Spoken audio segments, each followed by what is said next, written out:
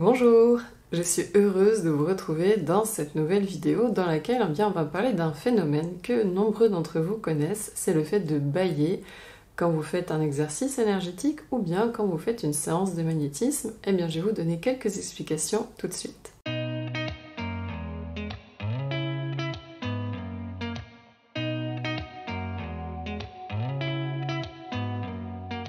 Alors tout d'abord, je me présente brièvement pour les nouvelles personnes qui nous rejoignent. Je m'appelle Lucie, je suis magnétiseuse près de Dijon et donc je vous reçois à mon cabinet pour des séances de magnétisme et je fais aussi des formations en présentiel ou en ligne pour vous apprendre à développer votre magnétisme et à faire des soins. Donc maintenant que cette brève présentation est faite, venons-en à notre sujet. Et pour que vous compreniez bien ce dont je veux parler, je vais poser un peu de contexte et donner quelques bases d'informations.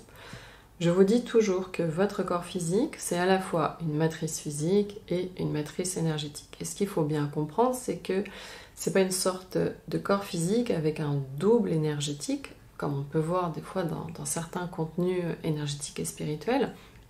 Là, ce qu'il faut comprendre, c'est que les deux ne font qu'un en réalité. Et c'est qu'il y a une partie dans votre structure qui est suffisamment densifiée au point que vous pouvez la considérer comme de la matière biologique physique, et il y a une partie qui n'est pas totalement densifiée, qui reste à l'état de matière subtile éthérique. Donc si on prend une cellule par exemple, la cellule elle existe bien sur un niveau dense, physique, biologique, et une partie de cette cellule existe aussi à un état énergétique et vibratoire, on va dire.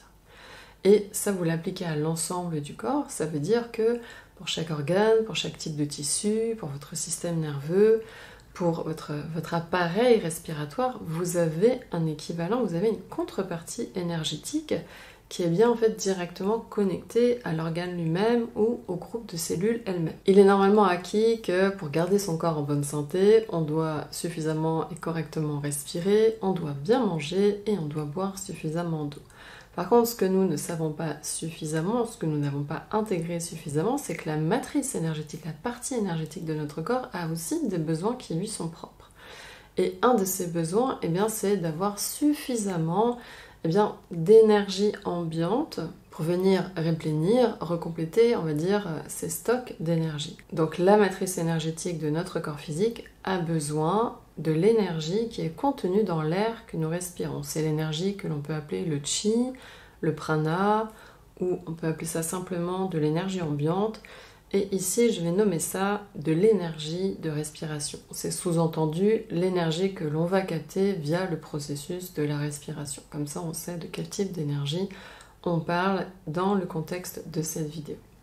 Donc cette énergie de respiration, elle est indispensable à votre matrice énergétique. Parce que votre matrice énergétique, c'est en elle qu'est stockée votre énergie vitale et au sein de laquelle cette énergie vitale circule. Et cette énergie vitale, elle est épuisable. Si vous ne prenez pas suffisamment soin d'accorder des temps de respiration adéquats, il arrive un moment donné où la matrice énergétique est en insuffisance respiratoire. Elle est en insuffisance en termes d'énergie de respiration.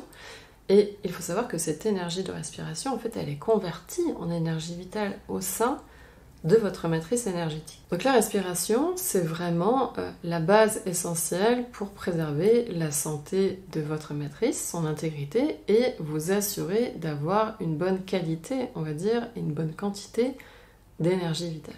Et donc, qu'est-ce qui va se passer lorsque vous allez rentrer dans un travail énergétique ? Si on prend l'exemple de ce qui se passe déjà dans le corps physique, quand vous faites un effort, une activité physique suffisamment modérée, avec un effort suffisamment modéré ou intense, votre rythme de respiration et votre rythme cardiaque vont s'accélérer parce que votre corps va avoir besoin de plus d'oxygène et que cet oxygène arrive dans vos muscles, dans vos organes, et vous allez aussi commencer à consommer du sucre et ou des graisses, voilà. On ne va pas rentrer dans le détail, c'est pas très important. Mais votre corps physique, il va donc puiser dans ses ressources énergétiques et il va utiliser aussi l'oxygène qui est un carburant en fait, qui va pouvoir convertir en énergie. Donc ça veut dire que votre corps physique, quand il est sollicité pour un effort, il va chercher de l'énergie là où il y en a.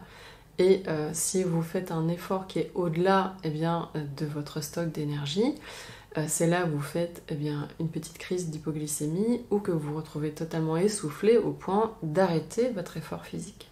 Quand vous rentrez dans un travail énergétique, que ce soit une pratique énergétique de concentration pour développer votre magnétisme, mais un exercice du coup qui va nécessairement solliciter votre matrice énergétique, ou bien que vous fassiez une séance de magnétisme qui elle aussi va forcément venir solliciter la structure énergétique de votre corps physique, votre matrice énergétique, elle va tout simplement appeler du carburant, de l'énergie pour qu'elle puisse répondre à l'effort qui est demandé. Donc les deux premières raisons pour lesquelles vous vous mettez à bâiller de manière intempestive, ou en tout cas trop fréquente, quand votre matrice énergétique rentre dans un travail et qu'elle est sollicitée, c'est donc soit parce que votre matrice énergétique n'est pas assez renforcée et donc développée, et donc en capacité de supporter l'effort qui lui est demandé, donc elle va aller chercher plus d'énergie en bâillant, ou alors, et ça peut être cumulable, ou alors, c'est que de manière régulière, votre matrice énergétique est comme en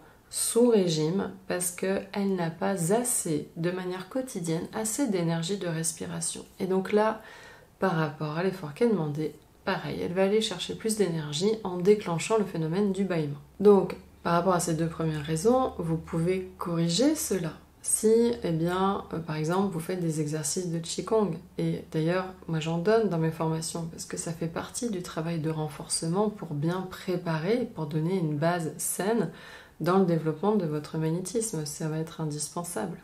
Donc vous pouvez prendre des cours de Qigong, ça va faire le travail pour renforcer votre matrice énergétique.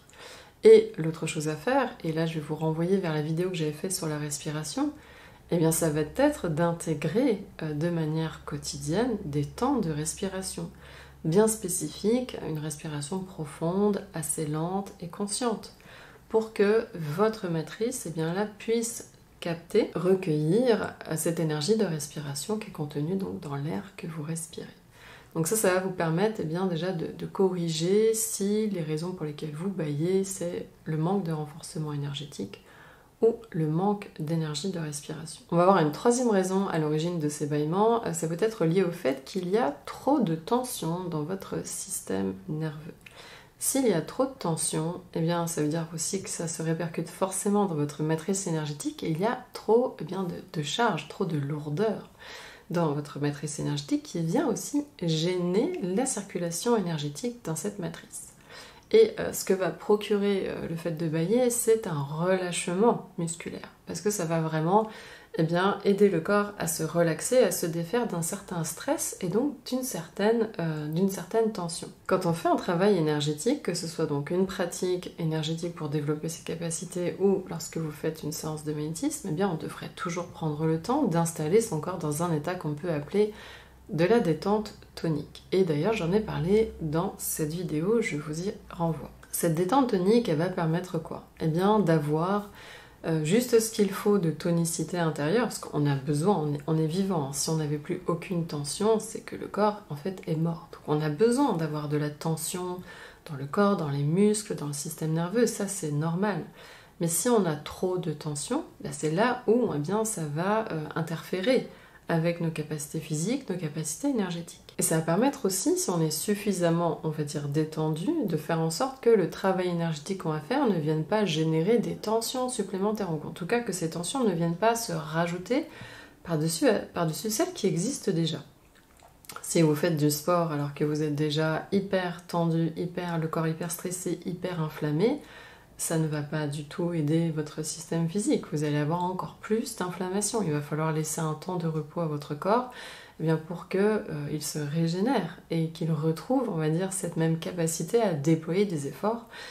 Ça va être la même chose pour votre matrice énergétique. Il va falloir qu'elle se défasse d'un certain degré de tension de manière à ce qu'elle soit la plus efficace, la plus efficiente possible dans l'effort énergétique qu'elle doit fournir. Donc cette détente tonique, c'est à vous de l'installer de manière volontaire et de trouver le juste équilibre entre de la tension mais aussi de la détente et que votre système nerveux se débarrasse d'un certain degré de tension et d'interférence et ça va rejaillir forcément au niveau de votre matrice énergétique. Donc lorsque vous baillez, c'est votre corps qui cherche à se défaire de ces tensions, on va dire, qui sont en excédent dans votre système, tant physique qu'énergétique. Et pour finir, je vais évoquer avec vous un quatrième point, c'est un sujet sensible et j'en parle toujours très peu dans mes vidéos YouTube parce qu'il faudrait donner vraiment un large contexte de compréhension, etc.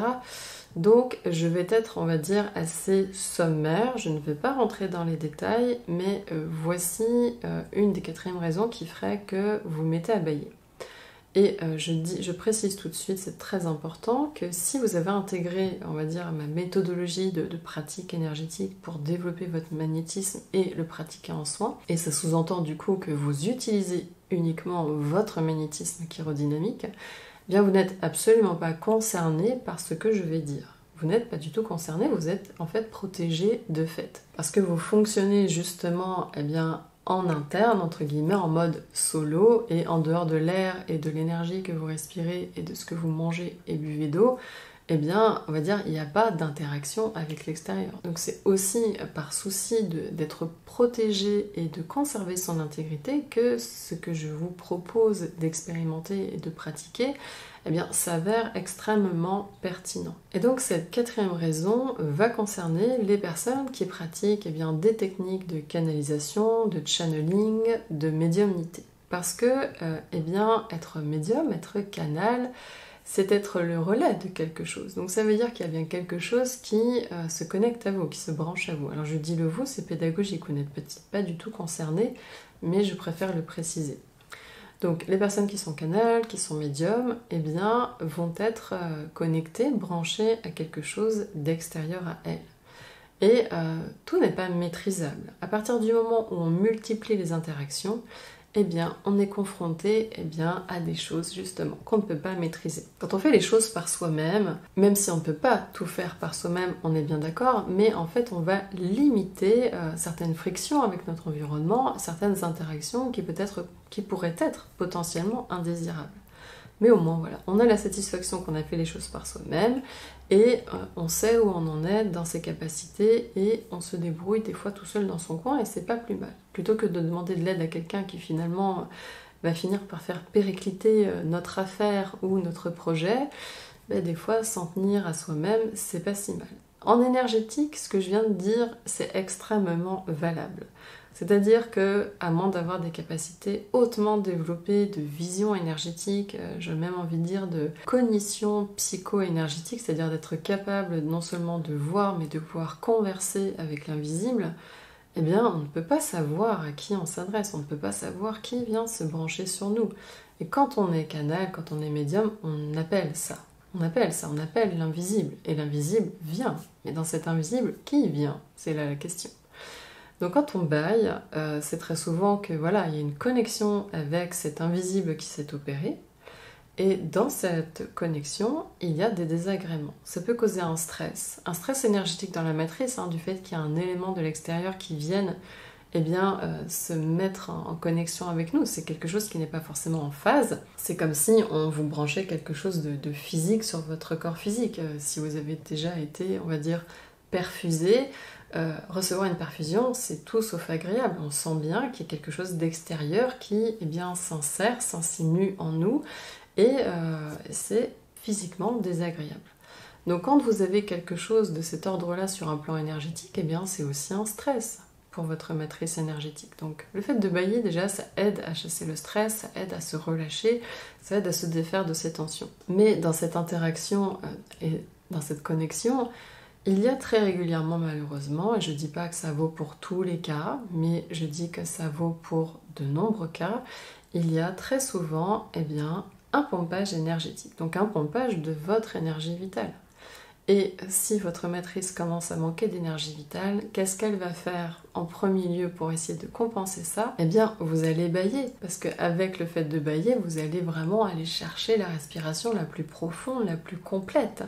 Et vous allez donc maximiser vos chances d'absorber, de capter l'énergie ambiante et de refaire vos stocks d'énergie vitale.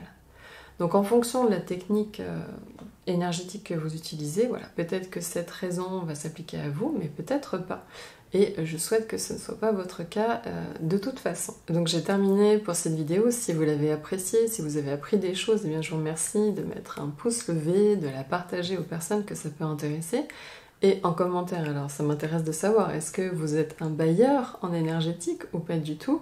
Et si vous êtes un bailleur, on va dire ça comme ça, et que vous mettez en place par exemple ces pratiques quotidiennes de respiration magnétique, ou si vous vous mettez au Qigong ou que vous faites des exercices de renforcement énergétique, eh bien revenez dans quelques temps pour me dire si cela a corrigé ce phénomène de bailler de manière régulière ou intempestive dans vos pratiques et dans vos soins. Et le petit rappel de fin, si vous n'êtes pas encore abonné à ma chaîne, je vous remercie de vous abonner, c'est un clic, ça soutient mon travail, ça soutient ma chaîne, et comme ça vous serez tenu informé lorsque de nouvelles vidéos sur l'énergétique sortiront. D'ici là, je vous souhaite un bon renforcement de votre matrice, de bons temps de respiration et un bon développement de vos capacités énergétiques. Je vous dis à très bientôt.